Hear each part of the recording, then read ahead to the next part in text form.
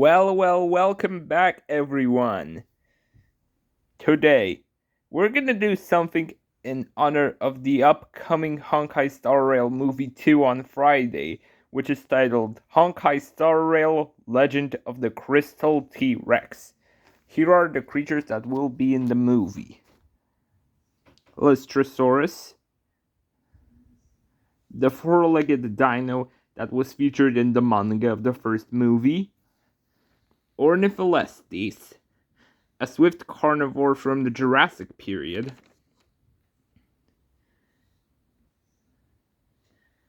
This guy roams the jungles of Jurassica, sharing its territory with the Allosaurus from the first movie. Hesperornis, a genus of extinct seabird that looks like a prehistoric penguin. The Pachycephalosaurus, a closely related species of Stygimoloch that finally made it into a Honkai Star Rail movie. Gallimimus, which is Fushuan's dinosaur form, can be seen running around the plains of Jurassica.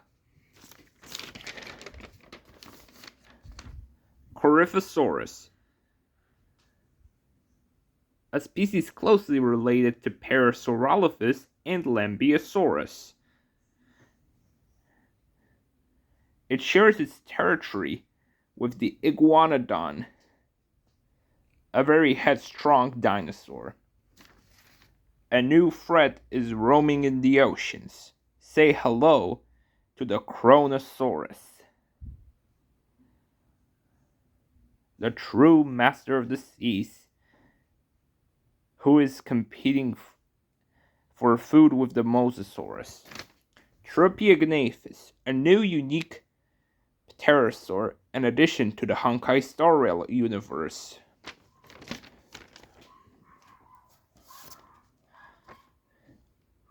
Protoceratops, a dino from the manga of the first movie who finally made its big screen appearance. Diplodocus, after being scrapped from the first film, it finally made it to the big screen. And it reminds me of the Diplodocus from Walking with Dinosaurs. And here we have a titanosaur called Oberaba Titan. However, in the concept art, it is called a generic titanosaur. Next there's Beelzebufo and Pinga, the giant frog, found in the great marshlands of Jurassica, living alongside baryonyx and others. Carcharodontosaurus.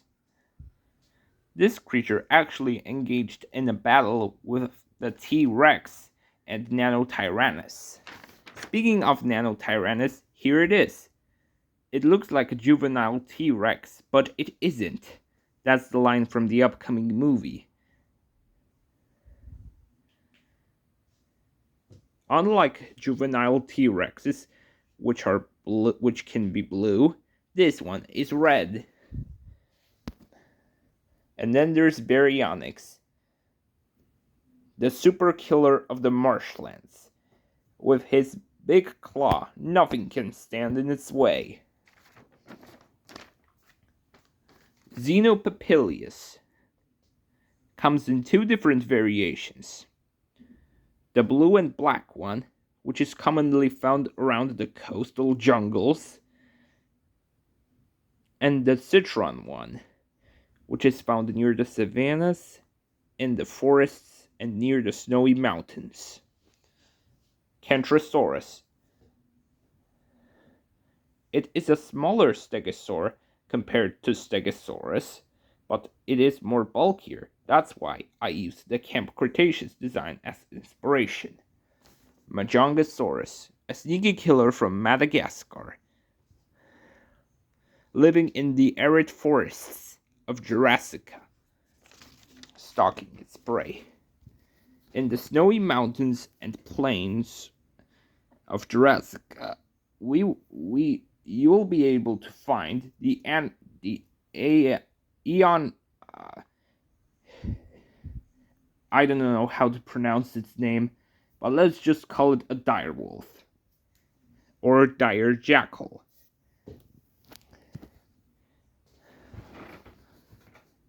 One of its preferred prey items is the benevolent Pachyrhinosaurus, this time in a thick coat of feathers that protect it from the cold.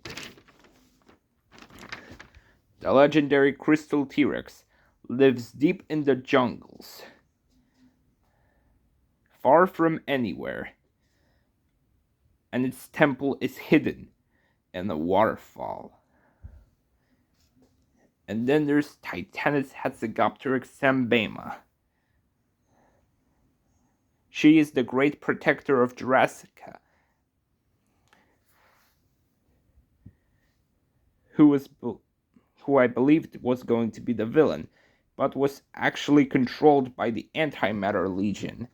They used her to destroy the characters, but in the end, after the Antimatter Legion, Scartron was defeated.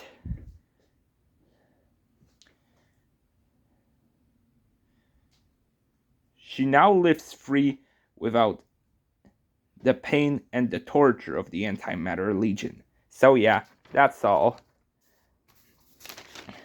Which dinosaur was your favorite? Comment down below.